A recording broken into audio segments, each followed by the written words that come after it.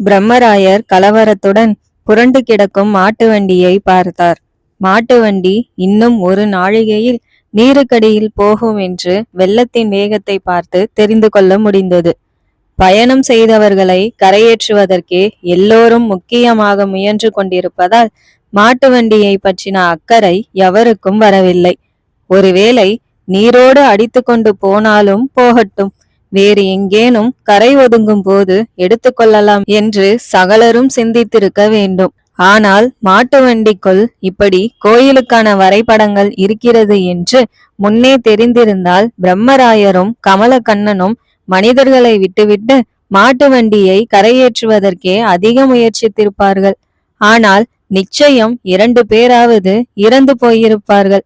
இதை நல்ல வேலை என்று சொல்வதா, கெட்ட வேலை என்று சொல்வதா? மனிதர்கள் இருந்ததால் மாட்டு வண்டியை பற்றி அக்கறையற்று போயிற்று.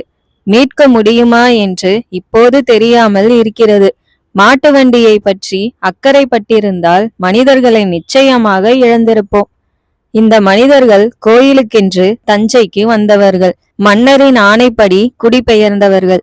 பரம்பரை பரம்பரையாய் வசித்து வந்த தங்களுடைய சொந்த இருப்பிடத்தை விட்டுவிட்டு இதுவரை பார்த்தே இராத ஒரு ஊருக்கு மன்னனின் ஆணை என்று பயணப்பட்டவர்கள். சொந்த ஊரிலிருந்து கிளம்பும் போது விம்மி விம்மி அழுது எல்லோரையும் வணங்கி இனி திரும்புவது சந்தேகம்தான் என்பது போல இங்கு வந்திருப்பவர்கள். அவர்களை இன்னமும் மரியாதையாக வரவேற்றிருக்க வேண்டும். ஆனால் காவிரி தாய் கவிழ்த்துவிட்டு வேடிக்கை பார்க்கிறாள். மனிதர்களை கவிழ்த்தது மட்டுமல்லாமல் கோவில் கட்டுவதற்கு வேண்டிய அடிப்படையான உதவிகளையும் பிடுங்கிக் கொண்டு முரட்டுத்தனமாய் நிற்கிறாள். காவிரியின் நீர்வேகம் குறைந்தால் மாட்டு வண்டியை இழுப்பது எளிது. இல்லையெனில் மாட்டு வண்டி உடையக்கூடும், பெட்டி திறக்கக்கூடும். பெட்டி திறந்தால் உள்ளுக்குள்ளே இருக்கின்ற மெல்லிய மாட்டு தோள்களில் எழுதப்பட்ட வரைபடங்கள் மூளைக்கொன்றாய் சிதறக்கூடும். மறுபடியும் வரைபடங்கள் எழுதுவது என்பது சாதாரண விஷயமல்ல. வரைபடங்கள் தஞ்சை நோக்கி வந்தன.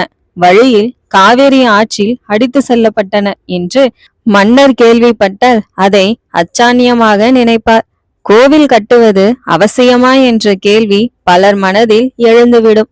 வரைபடங்கள் கிடைத்துவிட்டால் மாட்டு வண்டி கவிழ்ந்ததை மறைத்து விடலாம். பெண்களை இது பற்றி அதிகம் பேச வேண்டாம் என்று சொல்லிவிடலாம்.